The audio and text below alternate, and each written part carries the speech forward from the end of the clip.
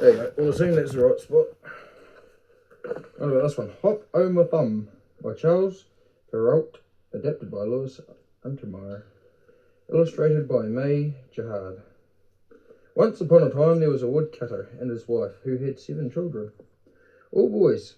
They were very poor, and the 7 children were a great worry to them, because none of them was yet able to earn his own living.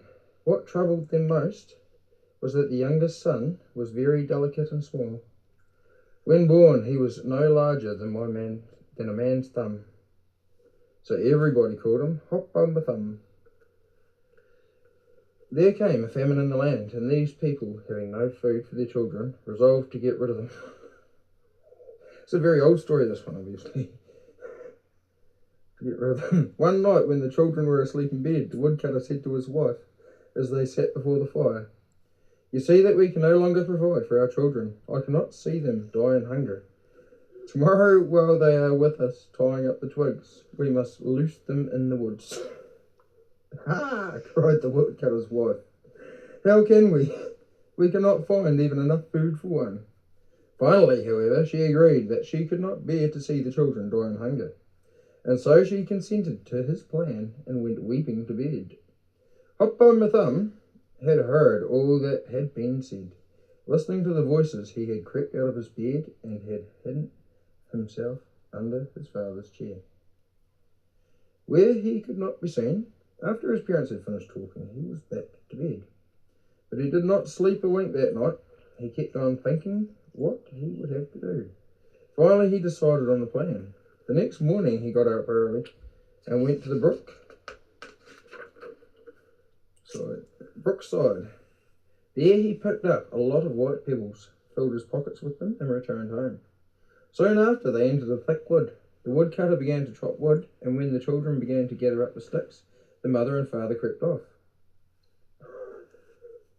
When the children found themselves alone, they began to cry, but Hop O' My Thumb had dropped a white pebble all along the way. After letting them cry a while, he told them to cheer up, for he would lead them back again. So they followed him, and he led them home by the same road by which they came. At first they did not dare to go in, but stood at the door to hear what the parents were saying.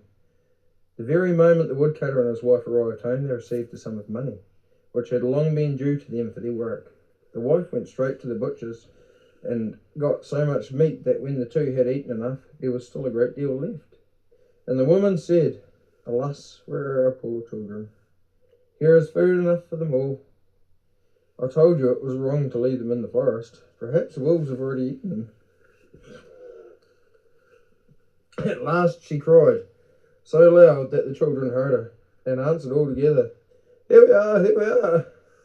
She ran to the door, and throwing it open, began to embrace them, saying, "How happy I am to see you again, my dear children. How tired and hungry you must be. Come in, you must be starved." The father and mother were well pleased to see them eat and to hear their voices again. Everyone talked at once, and there was nothing but joy. But this happiness did not last. The money was soon spent, and the parents started worrying again. They fell back upon their first plan, but this time they decided to take the children much deeper into the forest.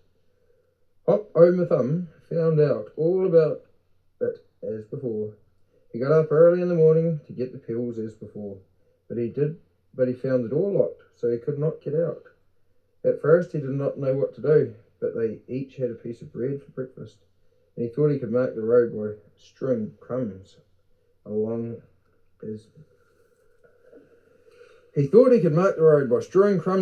he had done with the pebbles.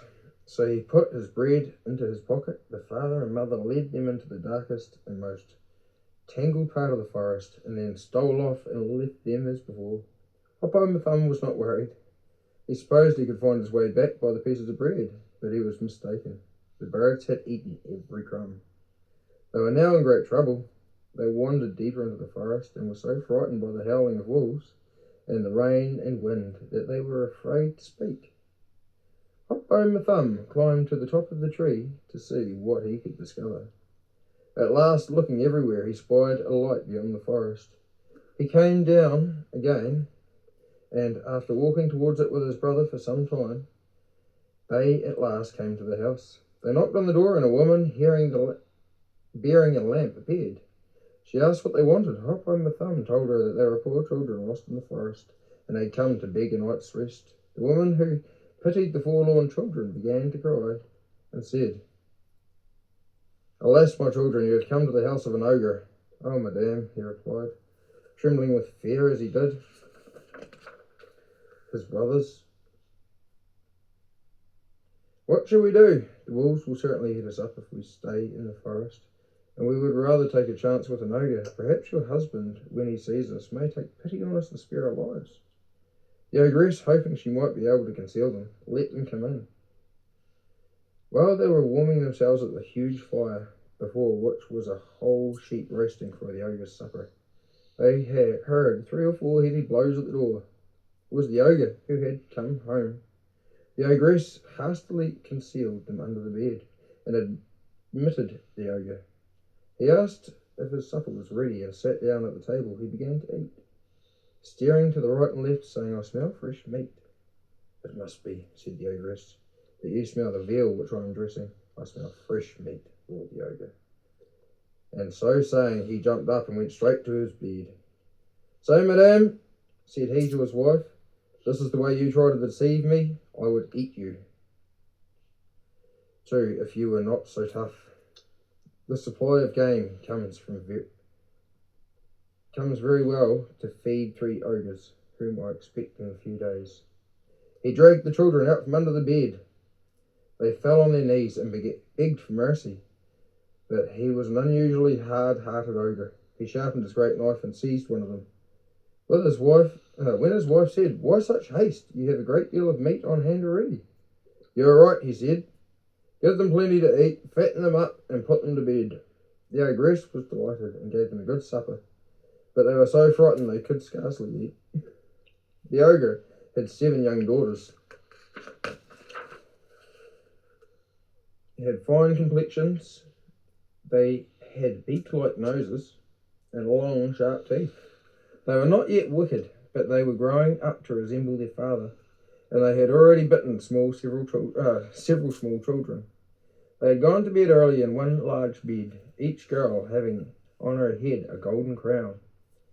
There was another bed, just like it, in which the boys were put. Hop o' my Thumb feared the ogre would come and kill them during the night. Got up after all was quiet, took his brother's cap and his own, and put them on the heads of the little girls. Then, taking their golden crowns, he put them on the heads of his brothers and himself. Just as he expected, the ogre, waking up in the night, was sorry he had put off killing them, and so, taking his great knife, he went upstairs. He groped his way in the dark room and went to the bed where the little boys lay. He passed his hands over all the heads, and feeling the crowns, said, "Why, this is strange."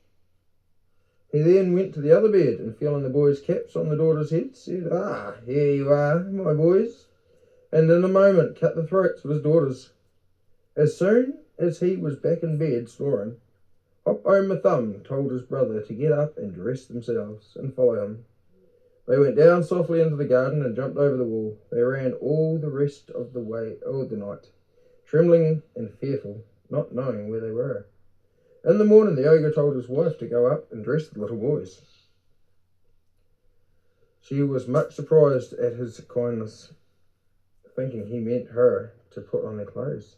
She went to the room, and seeing her 7 daughters bathed in blood, fainted at the sight. The ogre, getting impatient at his wife's delay, went up himself, and he was astonished at the frightful sight. "Ah," said he, "what have I done? The wretches shall pay for this." He then revived his wife, and told her to bring his 7-league boots, so that he might pursue the children. He set out, and after going in every direction, at last came into the same road where the children were walking, not 100 rods from their father's house.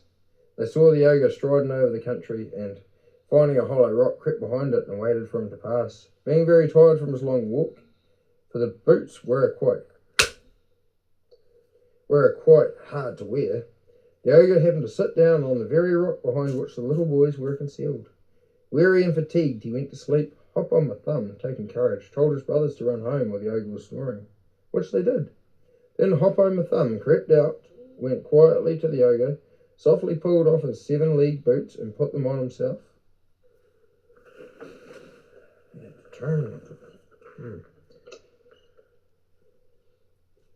Softly pulled off his 7-league boots and put them on himself. They were very clumsy, but since they were magic boots, they had the power of growing large or small to fit the foot of the wearer. He went straight to the ogre's house and told his wife that the ogre had been seized by the hand of robbers who had threatened his life unless he should give up all his gold and silver.